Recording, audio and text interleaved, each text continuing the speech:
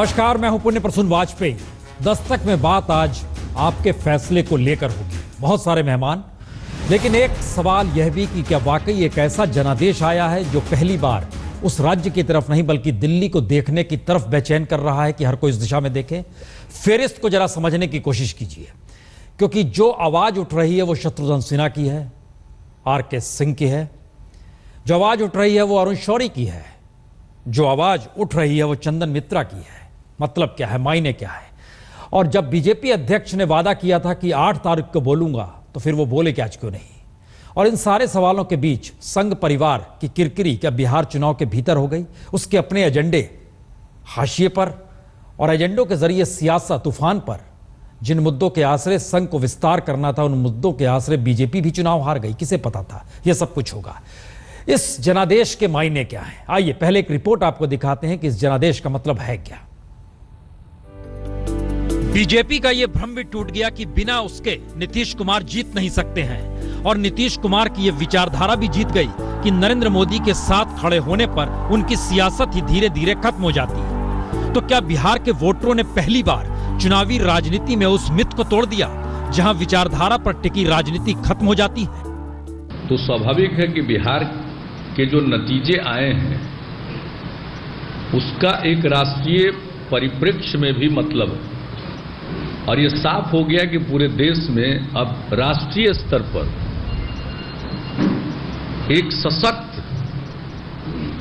विकल्प और सशक्त विपक्ष की चाहत लोग रखते हैं।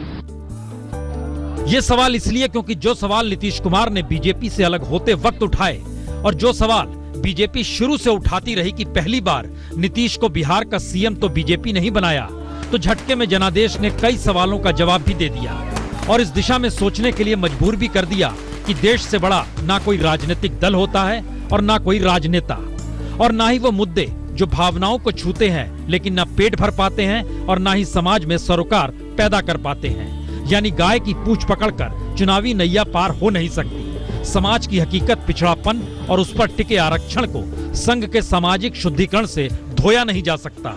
जंगल राज को खारिज करने के लिए देश में हिंदुत्व की बेखौफ सोच को देश पर लादा नहीं जा सकता। हम एक क्षण भी आरएसएस, नरेंद्र मोदी जी प्रधानमंत्री नाम के हैं, वो संघ के प्रचारक हैं, क्लियर कर दीजिए। और संघ का प्रचार वो कर रहे हैं। यानी पहली बार 2015 का बिहार जनादेश 2014 के उस जनादेश को चुनौती देता हुआ लग रहा है जिसने अपने आप में 1.5 बरस पहले इतिहास रचा और मोदी पूर्ण बहुमत के साथ पीएम बने। तो अब सवाल 4 हैं। पहला, क्या प्रधानमंत्री मोदी ने खुद को चुनावी जीत की मशीन मान ली थी? वह जनादेश ने खारिज कर दी। दूसरा, क्या नीतीश कुमार ने दोबारा विचारधारा की राजनीति की शुरुआत की है जिस पर इससे पहले हंसी ठट्ठा लगाया जाता था? तीसरा, क्या लालू यादव आईसीयू से निकलकर दिल्ली के राजनीतिक शून्यता को भरने के लिए केंद्र में आ खड़े हुए हैं क्योंकि उन्हें कोई अपने साथ खड़े होने देना नहीं चाहता था? और चौथा, क्या कांग्रेस बिहार की जमीन से खुद को दोबारा दिल्ली में खड़ा कर सकेगी क्योंकि आखिर वही राष्ट्रीय पार्टी और अगुवाई उसे लगता है वही करेगी? जाहिर है ये चारों हालात उम्मीद और आशंका के बीच हैं, क्योंकि बिहार के जनादेश ने 2014 में खारिज हो चुके नेताओं को दोबारा केंद्रीय राजनीति के बीच न सिर्फ ला खड़ा किया बल्कि मोदी सरकार के सामने ये चुनौती भी रख दी कि अगर अगले 1 बरस में उसने विकास का कोई वैकल्पिक ब्लूप्रिंट देश के सामने नहीं रखा तो फिर 2019 तक देश में एक तीसरी धारा भी निकल सकती है। सवाल इस तीसरी धारा को टटोलने का है। क्या वाकई कोई तीसरी धारा बन सकती है? क्या वाकई कांग्रेस दोबारा खड़ी हो सकती है? क्या वाकई इस जनादेश का मतलब यह है कि बीजेपी के लिए एक ऐसे खतरे की घंटी है जो कि संघ, सरकार, बीजेपी सबके लिए परेशानी का सबब है? हमारे साथ तमाम नेता जुड़ चुके हैं। सचिन पायलट कांग्रेस से, मनोज झा आरजेडी से, श्रीकांत शर्मा बीजेपी से, सुधिंद्र भदौरिया बीएसपी से, अली अनवर साहब जेडीयू से। शुरुआत श्रीकांत जी आपसे। नमस्कार जी श्रीकांत जी, क्या यह माना जाए कि बिहार के जनादेश की दस्तक अगर दिल्ली में शुरू होती है और उसमें पहली बार एक गोलबंदी दिखाई दे रही है जो तमाम राजनीतिक दल उस दिशा में जा रहे हैं? एक खबर आपके लिए भी बता दें कि दरअसल शरद पवार भी जाएंगे इस शपथ ग्रहण में जो बिहार में होगा, और उन्होंने कहा भी है कि दिल्ली के समीकरण कुछ किसी रूप में बदल सकते हैं। शिवसेना आपको चेता ही रही है। और इन सब के बीच एक नए तरीके का गठबंधन भी तीसरे धारा के तौर पर नजर आ रहा है। आप लोग के लिए आपको लगता है ये दिल्ली में सरकार चलाने में अब मुश्किल होगी? बिल्कुल नहीं होने वाली है। दिल्ली की सरकार अपनी और तेज गति से चलेगी और जो जनादेश मिला है, बिहार की जनता ने जो जनादेश दिया, हम उसका सम्मान करते हैं, उसको स्वीकार करते हैं और लालू जी को और नीतीश जी को हम लोग बधाई देते हैं कि वो एक अच्छी सरकार चलाएं और जो विकास के रास्ते में कहीं ना कहीं बिहार अब तक पीछे था और बिहार तरक्की करे, बिहार देश में सबसे आगे आए और उसके लिए हम पूरी तरह से एक रचनात्मक भूमिका राज्य में निभाएंगे और केंद्र सरकार से जो पूरी तरह से जो पैकेज बिहार की जनता के लिए दिया गया, वो पैकेज बिहार की जनता को मिलेगा और उसका पूरी तरह से लाभ बिहार के लोगों को मिले, इसकी भी हमारी अपेक्षा रहेगी। और बिहार का जो नौजवान है जो पलायन करता है बिहार से, जो हमारे 6 बिंदु थे, सड़क, बिजली, पानी और पढ़ाई और दवाई और कमाई के लिए जो बाहर जाता है, वो उसको वहां सारी सुख सुविधाएं मिले, वहां इंडस्ट्री लगे और नौजवान को वहां रोजगार मिले। श्रीकांत जी, सवाल दिल्ली को लेकर है। पूरी तरह से एक विपक्ष की भूमिका राज्य में और केंद्र से पूरा सहयोग हम बिहार बहुत अच्छा श्रीकांत जी, लेकिन देंगे। और राजनीति है, चुनाव हारते भी हैं और जीतते भी हैं। 6 चुनाव हुए, हम हरियाणा जीते, महाराष्ट्र जीते, झारखंड जीते, जम्मू कश्मीर जीते। दिल्ली में हमको पराजय मिली, बिहार में हमको पराजय मिली। लोकतंत्र है, जहां तक आप तीसरी शक्ति की बात कर रहे हैं, लोकतंत्र है, तीसरी शक्ति बनाने का भी अधिकार उन लोगों को है। लेकिन जो केंद्र की सरकार है, उसको जो 2014 में जो मैंडेट मिला था, 17.5 करोड़ लोगों ने जो वोट दिया था, वो वोट जब दिया था ईवीएम पर, तो उन्होंने 5 साल के लिए वोट दिया था। मैं मानता हूं कि 5 साल के बाद हम पाई का और सेकंड का हिसाब देश की जनता को देंगे और आप लोगों को भी देंगे। ओके। चंदन मित्रा ने ब्लॉग लिखा, उसमें कहा कि अमित शाह को कटघरे में खड़ा किया। अरुण शौरी ने लिखा, प्रधानमंत्री मोदी, जेटली और अमित शाह बीजेपी के अध्यक्ष, उनको कटघरे में खड़ा किया। और जो बात आरके सिंह और शत्रुघ्न सिन्हा ने कह दी, हमको लगता है वो सुना देना चाहिए, तब इस सवाल को आगे बढ़ाएं तो ज्यादा अच्छा रहेगा। अब जिम्मेदारी फिक्स करनी चाहिए। कितना खर्चा, इतने लोगों का जमावड़ा, देश के शायद सारे मंत्री को वहां उतार दिया गया, सारे नेताओं को उतार दिया गया। सिर्फ मुझे छोड़ के जो उतरना चाहता था, डेट लेकर भी उन्होंने हमारे को ब्लॉक कर दिया। न हम तो डूबे हैं सनम, तुझे भी ले डूबेंगे के तहत हार के लिए हम सब जिम्मेदार हैं। हम, ये तो पुरानी कहावत है, ताली कप्तान को तो गाली भी कप्तान को। अगर ताली मिलेगी कप्तान को तो क्रिटिसिज्म कौन लेगा? क्रिटिसिज्म भी तो कप्तान को लेना पड़ेगा। इसके लिए तो मैं मानता हूं कि जो केंद्रीय नेतृत्व है वो जिम्मेवार है, जो लोग टिकट बंटवारे में थे वे लोग जिम्मेवार हैं। और जैसे कि हमने कहा पहले, इसकी समीक्षा होनी चाहिए कि हार क्यों हुई। फर्क बयान से नहीं पड़ता है, फर्क सच्चाई से पड़ता है। अगर जनता ने ये देखा कि हाँ आपने क्रिमिनल्स को टिकट दिया है, तो जनता मूर्ख नहीं है। आरके सिंह पुराने ब्यूरोक्रेट हैं, शत्रुघ्न सिन्हा कलाकार हैं, चंदन मित्रा पत्रकार हैं, अरुण शौरी वर्ल्ड बैंक में भी काम कर चुके हैं और पत्रकारिता भी कर चुके हैं।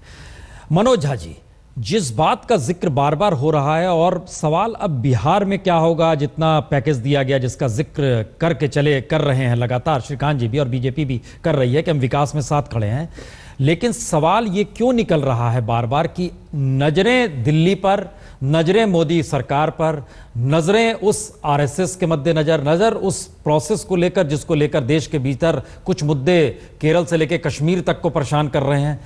इन मुद्दों को लेकर लालू यादव निकलते हैं, नीतीश कुमार एक नए तरीके की सियासत को समझ रहे हैं, आने वाले वक्त में किस दिशा में जाना है।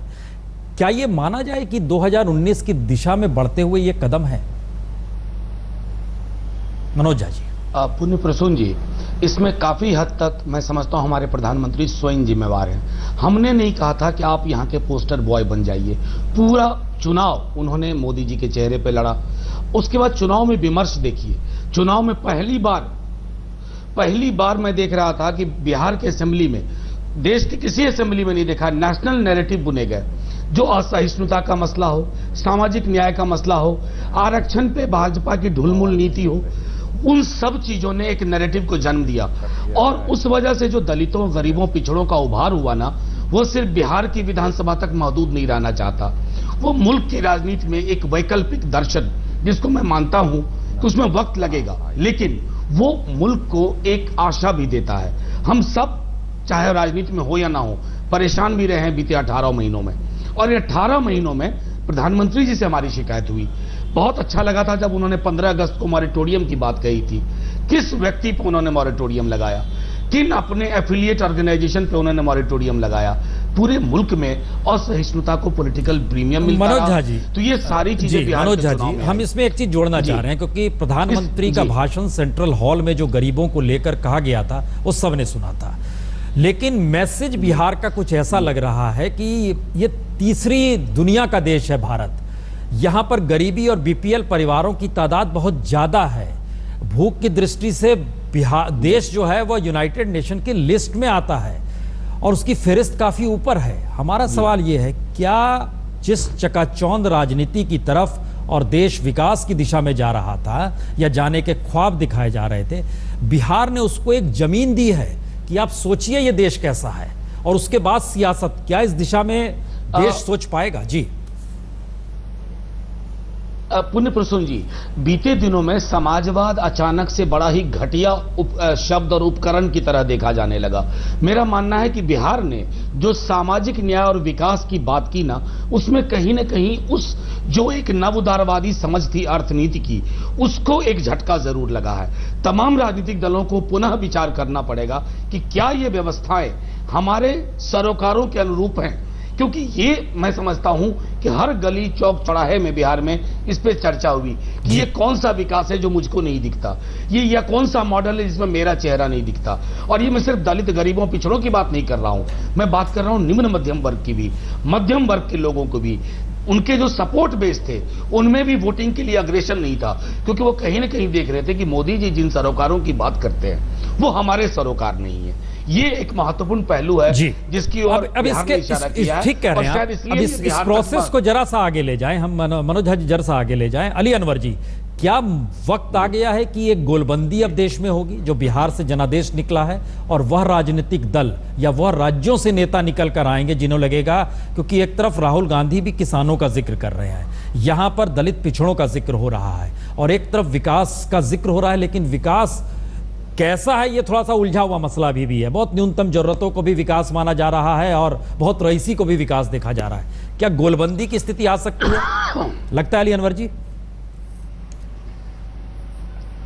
पुण्य प्रसून जी, देखिए आज जब हम पत्रकारों ने घेर लिया पार्टी ऑफिस, हम गए थे, तो भीड़ में एक नौजवान ने कहा कि दाल जीत गई और बीफ हार गया। कोई पत्रकार हमसे इंटरव्यू कर रहे थे, सवाल पूछ रहे थे, तो उसी में उसके जवाब में उसने ये बात कही।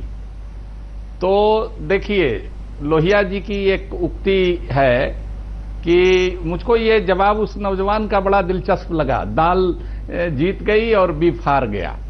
तो ये भी सोचना चाहिए कि आपने गरीबों को क्या दिया। तो सवाल यह है कि क्या लोग इंतजार करेंगे? लोहिया जी की एक बहुत मशहूर उक्ति है कि जिंदा कौमें 5 साल तक इंतजार नहीं करती। कोई पार्टी, कोई नेता नहीं भी लड़ता है तो जनता अपने तरह से लड़ने लगती है।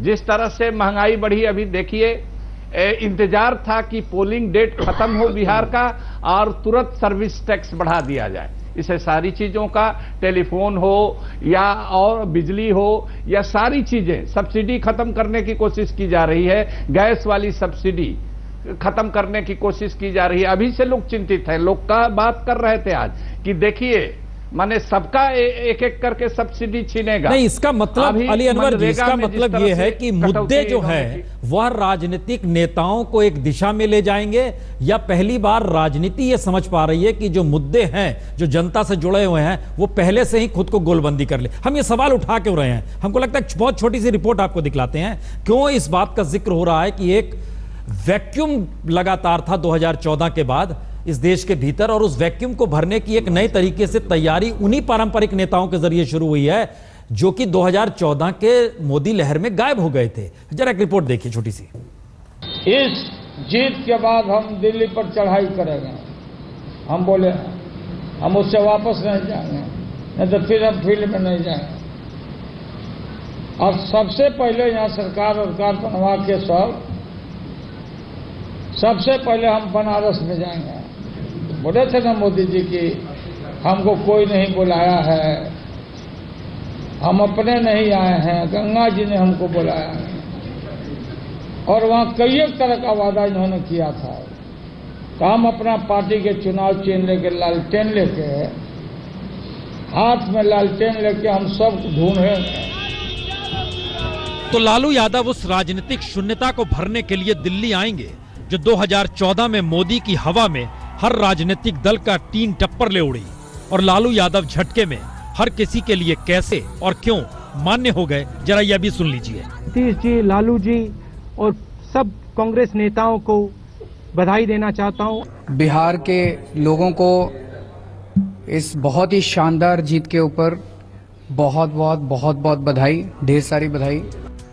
तो जो राहुल गांधी लालू के मंडल गेम से बचना चाह रहे थे, जो केजरीवाल लालू के भ्रष्टाचार के दाग से बचना चाह रहे थे, सभी को झटके में लालू में अगर कोई खासियत नजर आ रही है तो संकेत बिहार के जनादेश के ही हैं। क्योंकि मोदी सरकार के खिलाफ लड़ा कैसे जाए, इसके उपाय हर कोई खोज रहा है। इसलिए जिस तरह राहुल गांधी और केजरीवाल ही नहीं बल्कि ममता बनर्जी और नवीन पटनायक से लेकर देवगौड़ा को भी बिहार के जनादेश में अपनी सियासत पैनी होती नजर आने लगी, तो दूसरी तरफ महाराष्ट्र में जो शिवसेना बिहारियों को ही मुंबई से भगाने पर एक वक्त आमदा रही, उसने भी बिहार जनादेश के जरिए अपनी सियासत साधने में कोई कोताही नहीं बरती। तो ध्यान दीजिए, हर किसी के निशाने पर और कोई नहीं, मोदी सरकार है और खुद मोदी। यानी जनादेश ने देश के भीतर उन सवालों को सतह पर ला दिया जिसके केंद्र में और कोई नहीं, प्रधानमंत्री मोदी और बीजेपी अध्यक्ष अमित शाह है। तो सवाल यही है, क्या बीजेपी के भीतर अमित शाह को मुश्किल होने वाली है और प्रधानमंत्री मोदी को सरकार चलाने में मुश्किल आने वाली है? क्योंकि राज्यसभा में 2017 तक बीजेपी बहुमत में आ सकती है, यह अब संभव नहीं है। असहिष्णुता और सम्मान लौटाने का मुद्दा बिहार के बिगड़े सामाजिक आर्थिक हालात को पीछे ढकेल चुका है। और जिस तरह चुनावी जीत हर बुराई को दबा देती है और चुनावी हार हर मुद्दे को सतह पर ला देती है, तो मोदी सरकार जिन मुद्दों पर मौजूदा वक्त में घिरी हुई है, उससे निकलने के लिए मोदी सरकार को ही नए प्रयास करने होंगे। नहीं तो बनारस से दिल्ली तक की यात्रा में लालू यादव सरीखे नेता दिल्ली में मोदी सरकार के लिए गड्ढा तो खोदना शुरू कर ही सकते हैं। सुधींद्र भदौरिया जी, चूंकि बिहार के बाद यूपी समझ में लोग को आएगा, बीच में हालांकि बंगाल है, असम है, उड़ीसा है, पंजाब है, केरल है, बहुत सारे राज्यों में चुनाव होना है, लेकिन एक नजर हर किसी की यूपी को लेकर जरूर होगी। क्या आपको लग रहा है कि यूपी चुनाव आते आते जो बिहार के जनादेश हैं वह एकजुट करेंगे इस देश के उन नेताओं को जो कि गैर बीजेपी स्थिति में आकर खड़े हैं और इस देश के भीतर सवाल खड़ा करते रहते हैं संघीय ढांचे का?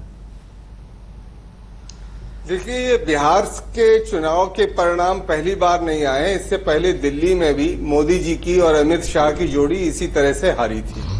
मैं ये भी रेखांकित करना चाहता हूं कि ये जो चुनाव के परिणाम हैं, ये एक संकेत है। मोदी जी ने छलावा किया, अमित शाह ने छलावा किया कि ये देश के वो जो एस्पिरेशनल इंडिया था, दलितों का, पिछड़ों का, नौजवानों का, महिलाओं का, उनके लिए एक नया भारत बनाना चाहते हैं। जीतने के बाद ये भारत बनाने लगे अंबानी बंधुओं का, अदानी का और उन तमाम उन लोगों का जो अभिजात वर्ग के थे, जो सामंती समाज चाहते थे। देश से दलितों और पिछड़ों का जो आरक्षण था, जिसको बहुत ही संघर्षों के बाद बाबा साहब ने संविधान के द्वारा दिया था। मान्यवर काशीराम ने कहा कि जिसकी जितनी संख्या भारी उसकी इतनी हिस्सेदारी, उन सारी मान्यताओं को ये लोग खत्म करना चाहते थे। इसीलिए चाहे वो दादरी कांड रहा हो, चाहे वो जब फरीदाबाद बल्लभगढ़ के अंदर दलितों के 2 बच्चों का जलने का जो कांड था, उसको इनके एक वरिष्ठ मंत्री ने कहा कि ये उसी तरह से है जैसे एक कुत्ते को भदौरिया जी, ये आगे कहां ले जाएं हम इसे? टिप्पणी नहीं करेंगे। मैं ये कहना ये चाहता हूं, आगे ले जाना चाह रहे हैं। वाजपेयी जी, आप बहुत ही सीनियर पत्रकार हैं, कोई हार और जीत अंतिम नहीं हुआ करती है, पर मैं ये जरूर कह दूं, इसने रेखांकित कर दिया है कि ये जो अभिजात वर्ग की और वंचितों के खिलाफ जो लड़ाई है, दलितों की, वंचितों की एक साथ जो एकजुटता है, जिसमें मोदी जी चाहे कुछ भी कोशिश कर लें, और उत्तर प्रदेश में मैं ये कह दूं, इनके नए सहयोगी मुलायम सिंह जी हैं, ये साफ तौर पर मुजफ्फरनगर में भी देखा और हम लोगों ने यहां पे भी देखा दादरी के अंदर। इसीलिए उत्तर प्रदेश में तो बिहार से भी ज्यादा बुरा हाल इनका होगा। और बहन मायावती जी को लोग, मैं शुरू से कह रहा हूं, एक आशा की नजर से देख रहे हैं। जी, अब सचिन पायलट जी, अब एक सवाल यह है कि मनमोहन सिंह की जो इकोनॉमिक्स के तरीके, अपने समझ थी उनकी, उसमें कॉरपोरेट को महत्ता मिलती थी। कमोवेश मौजूदा वक्त में प्राइम मिनिस्टर मोदी भी उसी कॉरपोरेट के जरिए जा रहे हैं। लेकिन नीतीश और लालू की सियासत और राजनीति को थोड़ा समझिए, और हमें लगता है थोड़ा सा इसमें मायावती को भी समझना चाहिए, एक वक्त मुलायम सिंह को भी समझना चाहिए। ये दो राज्य कॉरपोरेट से हट के थे। क्या ये वाकई, जिसका जिक्र अभी सुधींद्र जी कल गए, एक तरफ वंचितों की इकोनॉमिक्स है और दूसरी तरफ अभिजात्य तबका की उसकी इकोनॉमिक्स है? क्या अब आने वाले वक्त में इस राजनीति की अगुवाई के लिए कांग्रेस अपने आप को तैयार कर रही है या एकजुट करने की स्थिति में है? क्योंकि बहुत जोर शोर से आप लोग किसान मजदूर का जिक्र लगातार कर रहे हैं। क्या ये देश अब उस दिशा में जा रहा है? सचिन जी। वाजपेयी जी, मत भूलिएगा, पिछले 15 महीने का जो समय है, वहां पर जमीन अधिग्रहण की बात हो, किसानों के लिए संघर्ष करने की बात हो, या खाद, बीज, बिजली, तेल, पानी की बात हो, कांग्रेस पार्टी प्रमुखता से इस मुद्दे को लेकर सड़कों पर लड़ी, विधानसभा, लोकसभा में लड़ी है। बिल्कुल। ये जो बिहार के परिणाम है, ये साधारण परिणाम नहीं है। जिस तरह से ध्वस्त किया है, क्योंकि भाजपा का बिहार में कोई चेहरा नहीं था, बीजेपी का कोई बिहार का नेता चुनाव नहीं लड़ रहा था, ये तो बीजेपी का शीर्ष नेतृत्व और स्वयं भाजपा की केंद्र की सरकार चुनाव लड़ रही थी। और इतनी भारी संख्या में सब कुछ संसाधन लगाए गए और 30-30 रैली प्रधानमंत्री कर रहे हैं, उसके बाद पिछाड़ दिया। हारना तो पराजय अगर फोटो फिनिश होती तब भी हम समझ सकते थे, लेकिन इतनी लंबी अंतर से जो हारे हैं, ये बहुत इंट्रोस्पेक्शन करने का समय है। और देश की राजनीति में कितना गंभीर मोड़ लिया है, इसका एहसास अभी जनता को है नहीं। लेकिन बिहार के चुनाव जो कांग्रेस पार्टी ने गठबंधन बनाया लालू जी, नीतीश जी के साथ, वो आने वाले समय के लिए बीजेपी को बहुत चिंता करनी पड़ेगी। और जो झूठ, छलावा, काला धन, नौकरी, तमाम वादे जो किए थे, वो लोगों के गले नहीं उतर रहे हैं। 1.5 साल में मोह भंग हो जाना कोई छोटी बात नहीं उस सरकार के लिए, जो 282 सांसद जीतकर सरकार बना के आई है। इसलिए बीजेपी को ये गौ मास और ये कुछ कहना चाहूंगा। नहीं सचिन जी, इसको तो खारिज कर दिया वोटरों ने। हम इसीलिए कह रहे हैं सचिन जी, हम इसी बात को कह रहे हैं, इसको तो जनता ने खारिज कर दिया। लेकिन अब आने वाले वक्त की राजनीति, संसद शुरू होने वाली है, फिर वहां पर हंगामा होगा। लेकिन आने वाले वक्त की राजनीति की दिशा क्या है? गोलबंदी होगी तमाम गैर बीजेपी दलों की, उसके जरिए आगे बढ़ा जाएगा, क्योंकि निगाहें और निशाने में मोदी सरकार है। बिल्कुल होगा। जिस प्रकार सोनिया जी ने सारे दलों को लेकर हम राष्ट्रपति के पास गए जमीन अधिग्रहण के ऊपर, और पूरे देश में आज बीजेपी के खिलाफ वातावरण बना है, और उसमें कांग्रेस पार्टी अपनी अहम भूमिका निभाएगी, यह बिल्कुल स्पष्ट हो चुका है। और जो हनीमून पीरियड था वो पूरी तरह खत्म हो चुका। अब आने वाले समय में उनको गिरबान में झांकना पड़ेगा बीजेपी को कि आगे कैसे। नहीं, आप ठीक कह रहे हैं। अब श्रीकांत जी ये बताइए, रास्ता क्या है? क्योंकि सरकार तो आप लोग को ही चलानी है, मैसेज आपको ही देना है इस देश के भीतर, और विपक्ष इन परिस्थितियों में आपके खिलाफ गोलबंदी के लिए तैयार है। रास्ता क्या है? प्रसून जी, आपके सवाल का जवाब दूंगा, लेकिन उससे पहले मैं भदौरिया जी को आग्रह करता हूं कि चुनाव अब समाप्त हो गया है। आरक्षण एक ऐसी व्यवस्था है संविधान में जिसको कोई समाप्त नहीं कर सकता, तो आप थोड़ा चुनावी मोड से बाहर आ जाइए। नंबर 2, हमारे एक काबिल मित्र हैं कांग्रेस के, जो बेकार आप उकसा रहे हैं, बेकार आप जवाब दे रहे हैं। हम जरा सा आगे ले जाना चाह रहे हैं देश की सियासत को, अब फिर झगड़ा करने लगोगे। सुन लीजिए सर, छोड़ दीजिए ना इन मुद्दों को। अभी देश की इतनी दुर्गत हो गई, उससे तो कुछ सीखिए। अभी उकसाइए ना, अभी हम लोग रास्ता निकाले। श्रीकांत जी, गति की बात छोड़िए। देखिए, आप नहीं सीखे हैं, आप बहुत अहंकार में रहे, इसीलिए ये हाल हुआ है। अरे भदौरिया जी छोड़ दीजिए। प्रसून जी, मैं आपका जवाब दूं आपके सवाल का? जी बिल्कुल दीजिए। प्रसून जी, मैं आपके सवाल का जवाब दूं? जी दिया जाए। प्रसून जी। हाँ दिया जाए, हमारी आवाज, आपकी आवाज आ रही है। हेलो प्रसून जी, लोकतंत्र है, विपक्ष पहले भी लामबंद था। ये जो चेहरे आप देख रहे हैं, ये यूपीए 1 और यूपीए 2 में सब लोग साथ थे, कहीं ये लोग अलग नहीं थे, ये सब मिले हुए थे।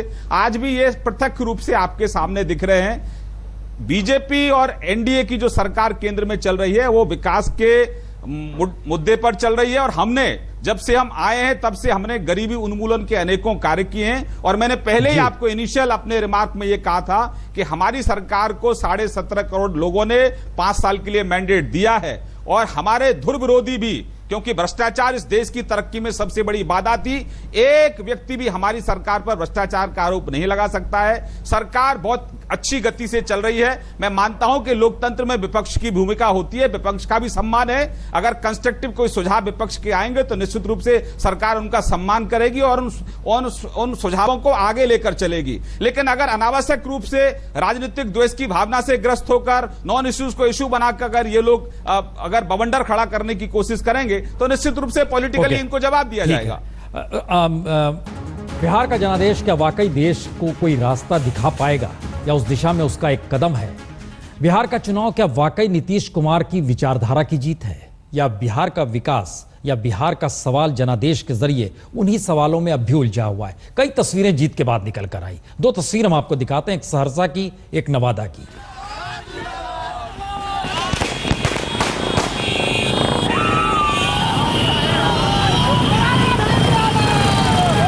दो तस्वीरों में हुड़दंग भी है, हल्ला भी है, बंदूक भी है हाथ में। ये सारी चीजें बिहार में बदली नहीं है। जीत के साथ दबंगई सोच बरकरार है, उसका भी एक नज़ारा है इसमें। और ये नज़ारा इसी को शायद नीतीश कुमार के सामने एक समस्या भी है और एक शायद उस रास्ते पर निकलना भी है। लेकिन इसके आगे का सवाल, अब यहां पर अली अनवर जी, एक सवाल यह आ रहा है कि जिस रूप में बिहार में जनादेश दिया गया है, हम बार बार उस स्थिति को टटोलने की सिर्फ कोशिश कर रहे हैं कि विकास के मायने बिहार को लेकर जो है वह गुजरात या महाराष्ट्र या कर्नाटक को लेकर नहीं है। बिहार यूपी के कुछ दूसरे सवाल थे। इन सवालों ने ही शायद उस क्षेत्रीय राजनीति को आगे बढ़ा दिया जहां पर राष्ट्रीय राजनीति चूक रही थी। तो क्या पहली बार एक ऐसा नजर आ सकता है आने वाले वक्त में जिसमें जमीनी हकीकत जो इस देश की है वह मुख्य धारा की राजनीति में दिल्ली तक आके दस्तक देने लगे? ऐसे बन सकता है, यह स्थिति आ सकती है? अली अनवर जी। बिल्कुल आ सकती है और इसका बिल्कुल आ सकती है वाजपेयी जी, और इसका संकल्प दोनों नेताओं ने आज अपने प्रेस कॉन्फ्रेंस में जाहिर किया है। पहले भी बोलते रहे हैं हम लोग, लेकिन अब तो गंभीरता से पूरा देश लेगा इसको, और विकास ही मुख्य एजेंडा है हमारा।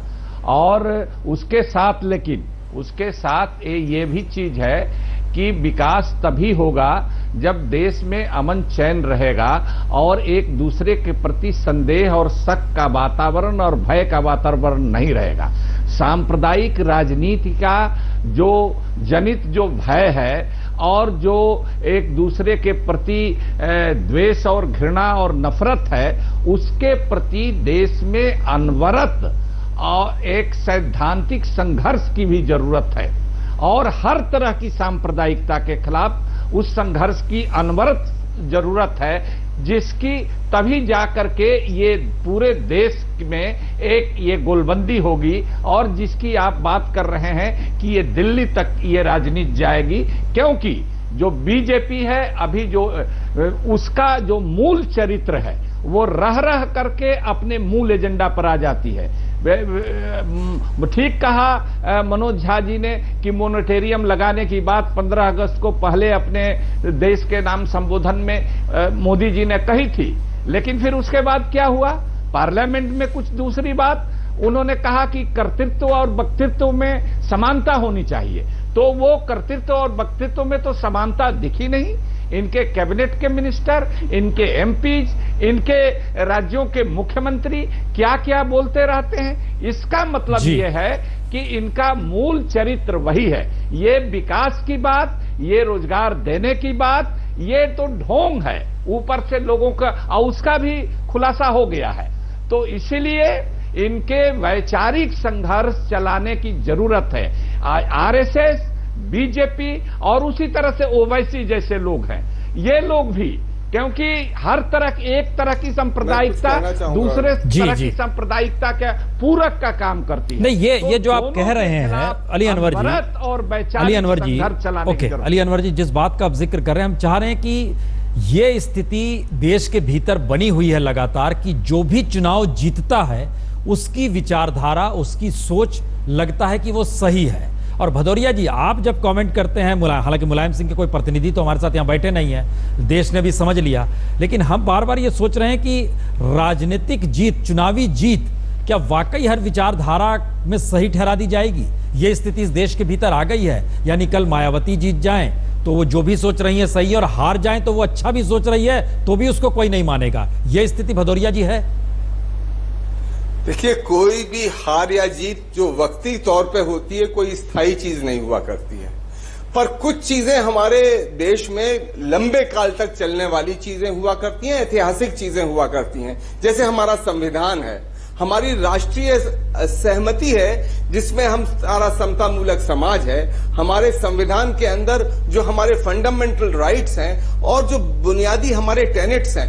क्या हुआ इस कुछ 1-1.25 साल के अंदर? कहने के लिए ये कहा जाने लगा कि ये कुछ लोगों का, अनइलेक्टेड लोगों का एक तरह का आतंक है, तो हम जुडिशरी पे हमला करने लगे, हम आरक्षण पर हमला करने लगे, हम उन तमाम मर्यादाओं पर, नेताओं पर हमला करने लगे जिसने इस राष्ट्र को बनाया और एक बेहतरीन उदाहरण के तौर पे पेश किया। और मैं ये भी कह दूं कि बिहार के संदर्भ में मुलायम सिंह जी की भूमिका निस्संदेह बहुत ही गलत रही। उन्होंने जाकर वहां पे भी आह्वान किया कि बीजेपी की हवा चल रही है, तो इससे क्या गलत ही नहीं रही। देखिए, मसला गलत रहने भर का नहीं, हमको लगता है वो सियासी तौर पर वो उनकी अपनी दस्तक भी शायद गलत, उनकी बिसात भी गलत हो गई, ये एक अलग मसला है, क्योंकि बिहार चुनाव के एक मिनट जी, आप ठीक कह रहे हैं, सभी लोग ध्रुवीकरण हो चुका है। नहीं, आप ठीक कह रहे हैं, अगर ध्रुवीकरण हो चुका है, हम यही तो और निर्धन लोगों का, सुधींद्र भदौरिया जी,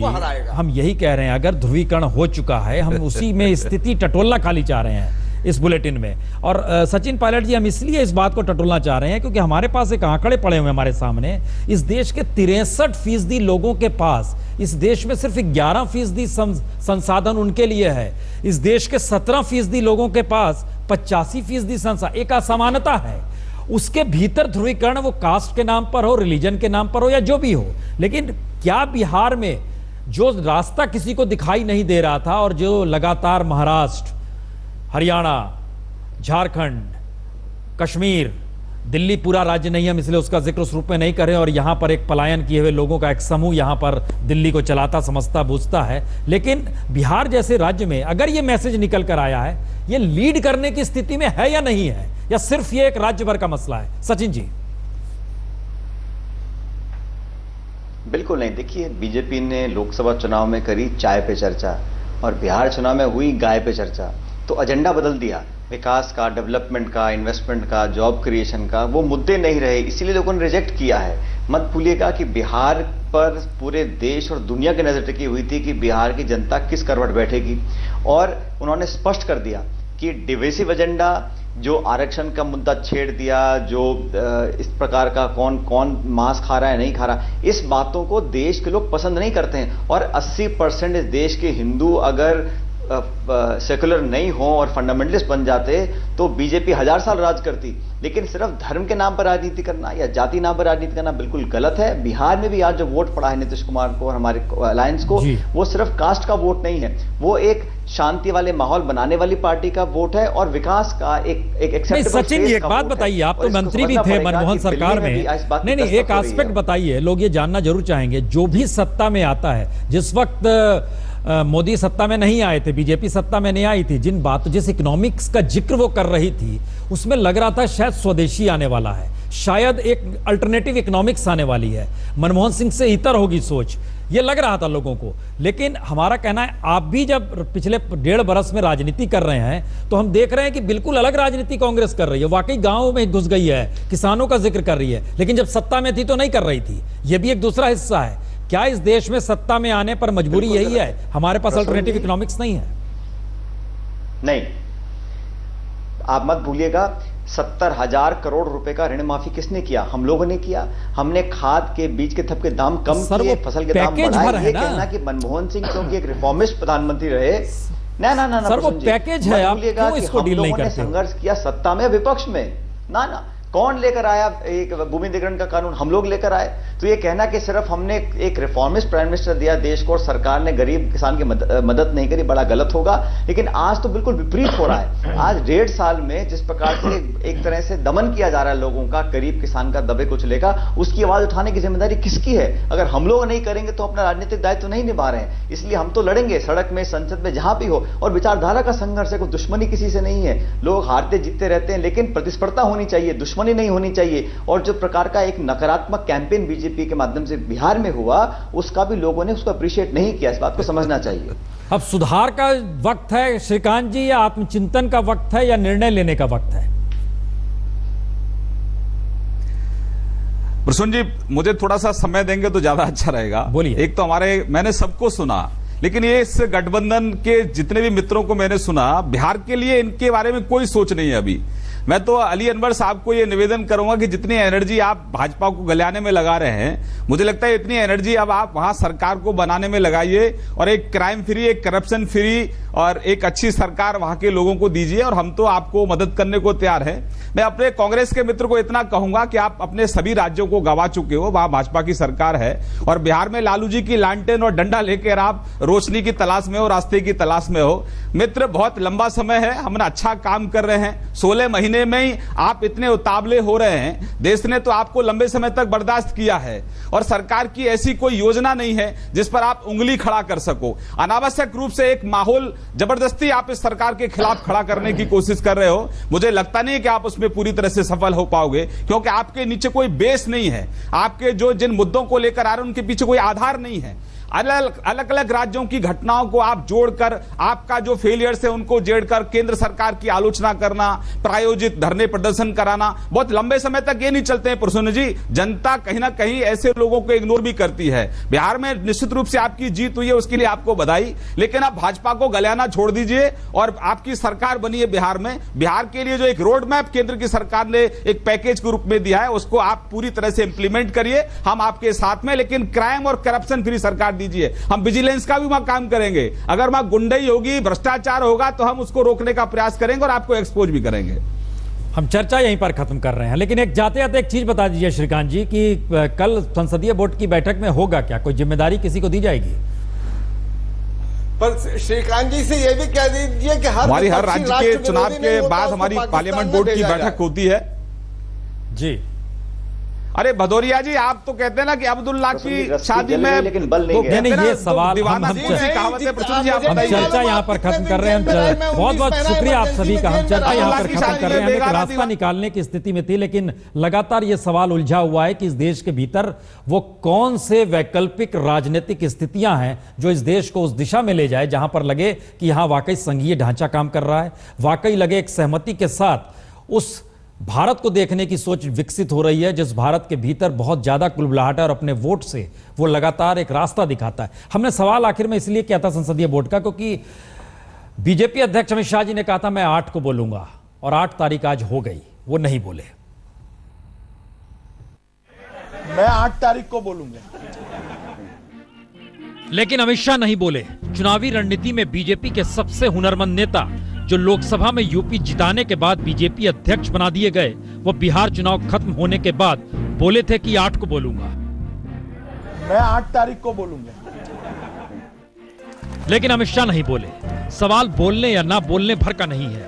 कल बीजेपी संसदीय दल की बैठक 12 बजे है, तो हो सकता है उसके बाद बोलेंगे। लेकिन याद कीजिए, चुनाव प्रचार के बीच में जब बीजेपी अध्यक्ष बोलते रहे तो किस उत्साह और जीत के भरोसे से सराबोर थे, यह भी सुन लीजिए। 8 बजे जनगणना, मतगणना शुरू हो जाएगी। 11 बजते भारतीय जनता पार्टी का गठबंधन बहुत आगे निकल जाएगा। 12 बजते भारतीय जनता पार्टी के गठबंधन का बहुमत हो जाएगा और 1 बजते 2/3 बहुमत से एनडीए की सरकार का विजय निश्चित हो जाएगा। यानी जब बोलते तो जीत हथेली पर नजर आती और कुछ इस अंदाज में बोलते, और यही बात संघ परिवार को भी भरोसा दे देती, क्योंकि संघ परिवार भी चुनावी जीत को ही हिंदू राष्ट्र के आईने में देखने लगा है। यानी चुनावी जीत दर जीत जो दिला सकता है वो नायक है। और हुनरमंद अमित शाह की इसी काबिलियत ने उन्हें राजनाथ सिंह के गृह मंत्री बनने के बाद या कहीं अध्यक्ष पद छोड़ने के बाद अध्यक्ष बना दिया गया। यानी काबिलियत चुनावी जीत की ही रही। लेकिन 2015 की शुरुआत अगर दिल्ली में हार से हुई तो 2015 का अंत बिहार में हार से हो रहा है। और दोनों की हार सिर्फ आंकड़ों के लिहाज से बीजेपी पर भारी नहीं पड़ रही, बल्कि विचारधारा के लिहाज से संघ परिवार पर यह करारी चोट है। चोट इसलिए क्योंकि संघ परिवार जिन सवालों के आड़ में इन दोनों चुनाव में फंसी, उसने संघ की विचारधारा को ही हाशिए पर ढकेल दिया और उसकी राजनीतिक सक्रियता बार बार यही दिखाती रही कि संघ परिवार भी चुनाव दर चुनाव जीतना चाहता है। याद कीजिए, दिल्ली में भ्रष्टाचार का सवाल था और बिहार में आरक्षण और गौवध के मसले ने संघ परिवार की किरकिरी कर दी। यानी संघ परिवार एक तरह अमित शाह के कंधे पर सवार होकर चुनावी बिसात के भरोसे बैठा रहा और उसके जरिए उसकी अपनी विचारधारा ही इस दौर में खारिज होने लगी। और लगा यही कि संघ परिवार की राजनीतिक सक्रियता बीजेपी को भी फंसा रही है और मोदी सरकार के लिए भी मुश्किल में डाल रही है। लेकिन इसका एक दूसरा सच यह भी है कि सरकार से पहली बार न सिर्फ संघ परिवार की निकटता नजर आई, बल्कि खुद सरकार ने भी कहा कि वो संघ परिवार के साथ है। प्रधानमंत्री मोदी ये कहने से नहीं चूके कि वह स्वयंसेवक है। और इन सब के बीच अब नया सवाल यह है कि दिल्ली के बाद अगर बिहार में हार हुई है तो फिर आगे का रास्ता जाता किधर है, क्योंकि बंगाल, असम, केरल, उड़ीसा, पंजाब और यूपी में भी चुनाव होने हैं। और संघ इस सच को बाखूबी समझ रहा है कि अब अगर बीजेपी ने लीक नहीं बदली, अब अगर उसकी राजनीतिक सक्रियता ने असर नहीं दिखाया और अब अगर मोदी सरकार ने कुछ नए तरीके से विकास का कोई नया मॉडल नहीं दिया तो स्थिति बिगड़ सकती है। तो जाहिर है कुछ नई सोच पैदा करनी होगी। लेकिन बावजूद इसके क्या ये माना जाए कि अमित शाह अध्यक्ष के तौर पर दिसंबर के बाद बने रहेंगे, क्योंकि दिसंबर में उनका टर्म खत्म हो रहा है और जनवरी में नए अध्यक्ष का आगमन होगा। लेकिन अमित शाह का कहना है उन्हें पूरा टर्म इससे पहले मिला नहीं और वो जिस दौर में अध्यक्ष बने वह तो टर्म राजनाथ सिंह का था। लेकिन एक दूसरा सवाल बीजेपी के पार्टी के भीतर से उठते उन सुरों का भी है, जिसका मतलब बहुत साफ है कि जिन राज्यों में आने वाले वक्त में चुनाव है वहां पर अमित शाह कैसे संभाल पाएंगे उस सियासत को, जिस सियासत को समझने के लिए वैचारिक और सांगठनिक तौर पर वहीं के स्थानीय नेताओं को साथ भी लेना होगा और मुद्दों को भी समझना होगा। यानी लगातार चुनावी हार से बीजेपी से ज्यादा संघ पर से भी लोगों का भरोसा डिगेगा। यानी बिहार चुनाव के नतीजे सिर्फ खामोशी से संघ परिवार पचा ले, संकेत इसके तो नहीं दिखते। दरअसल 2014 में जो हवा बही उसमें एक हवा लगातार अब भी बहती रही। 2014 में याद कीजिए प्रधानमंत्री मोदी का सोशल मीडिया कैसे काम कर रहा था और कुछ ऐसी स्थिति बिहार में इस बार नजर आई। प्रशांत किशोर वार रूम के जरिए नीतीश के चुनावी बागडोर को संभाले रहे और जब परिणाम आए तो देखिए वहां का जश्न। ये वो वार रूम है जहां पर तमाम लोग काम करते हैं और वहां पर आज जश्न का माहौल जैसे ही रिजल्ट आया। प्रशांत किशोर तकनीकी तौर पर, सोशल मीडिया के तौर पर उन्होंने एक चुनाव को अपने तरीके से उड़ान देने की एक नई पहचान दी और वो अगर 2014 में मोदी के साथ थे तो 2015 में नीतीश के साथ। तो क्या आने वाले वक्त में नेताओं के जन सरोकार धीरे धीरे टेक्नोलॉजी और सोशल मीडिया के जरिए कुछ नई उड़ान भरेंगे? ये संकेत उसी के हैं।